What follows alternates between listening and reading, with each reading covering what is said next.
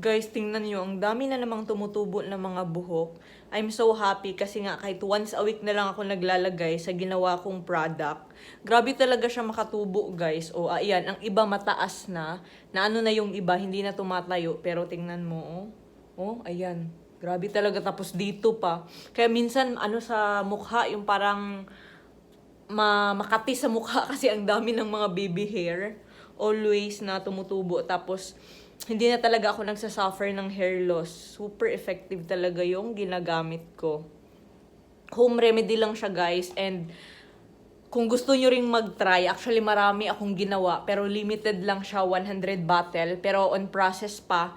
And hindi pa pwedeng gamitin. Siguro mga 2 weeks from now, pwede na siyang gamitin. So, pwede kayong mag-ano sa akin, mag-PM or mag-message sa akin kung gusto nyong subukan. Ay, grabe.